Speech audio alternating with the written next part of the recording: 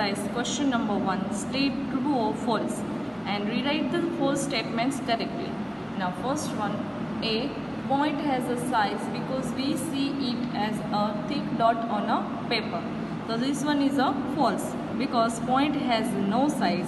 We see it as a dot on a paper because a point has no length, no breadth and no height. Next one, B. Through a given point, infinite lines can be drawn. So yes, this one is true. Suppose one point is there. So through this point, so many lines can pass, right? So this one is correct. Next one, C. An angle of measure 180 degree is called a complete angle. No, this one is false. Just because 180 degree is called straight angle, right?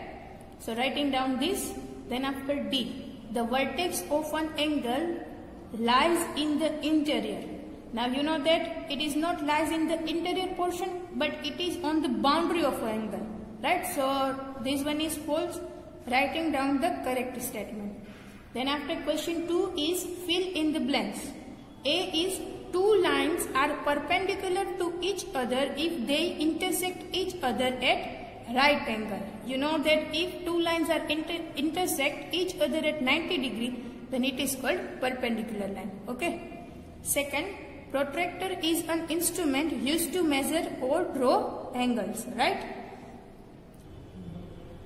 Now C is a line segment AB is symbolically written as blank. Now you know that how to write line segment AB, right? So let's do next one. D. An angle which measures more than 180 degree but less than 360 degree is called a blank angle. Now you know that more than 180 but less than 360 is called reflex angle. Done? Now let's see question 3. Name the lines, rays and line segments in the given figure. Now here first of all let's do lines. Now you know that in lines from both the direction we can extend, right? So here you can see that two arrows are there. That means we can extend from here. So lines is line XY, right? You can see here. Now next one is rays. Now first of all, if we are not seeing this portion, then AX is the ray. Then after, if we will not see this portion, then AY is the ray. Then after BX, right? Then BY. If we will not see this one, then BY is the ray. Then BZ is the ray. And CZ is the ray, right? Next one, line segments. Now line segments, here AB is the line segment. Then BC, CD and DA are the line segments here. Now let's see question 4. Classify the angles. Now 72 degree. Now you know that 72 degree is acute angle.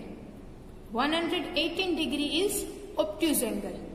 Then this in homework 220 is called reflex angle. Then 5 and 6 in homework.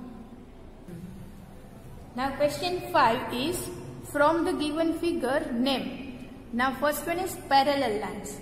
Now you know that parallel lines between them the distance will be same. So here you can see the distance is same. But these two lines have not distance same. So these two lines are parallel line. So writing down CD and AB. Okay. Next one B. Intersecting lines also write the points of intersection. Now here first one AD and CD. Now here you can see that common point is D, right? So here in these two lines D is the intersecting point. Okay. Next one DA and AB. DA and AB. Here intersecting point is A. So writing down here point of intersection A. Done. Next one AB and BC. AB and BC is the intersecting line and here intersecting point is B. Then after BC and DC. BC and DC. Here you can see that common point, that means intersecting point is C. Okay. So let's do second one question, that is question 6. Find the reflex angle of the angle measuring 178 degree. Now reflex angle of the angle measuring 178 degree. Now if we want a reflex angle, then if we will subtract the angle from 360 degree, then we will get reflex angle. Okay. So 360 degree minus 178 degree equals to 182 degree. Now you know that reflex angle falls between 180 degree to 360 degree. Here 182 degree is there. So this one is reflex angle. Okay. Now question number 7. Draw a pair of. Now here is parallel line. Now here you can see there are two lines L and M. Between them the distance is same, right? Then after intersecting line, that means at a point two lines are crossing each other. Here you can see. Okay. Now C is perpendicular lines. Now two lines are intersecting each other but at 90 degree angle, right? So here you can see that P and Q are perpendicular lines. Now here are the... And here is the practice sums of today. So please note down.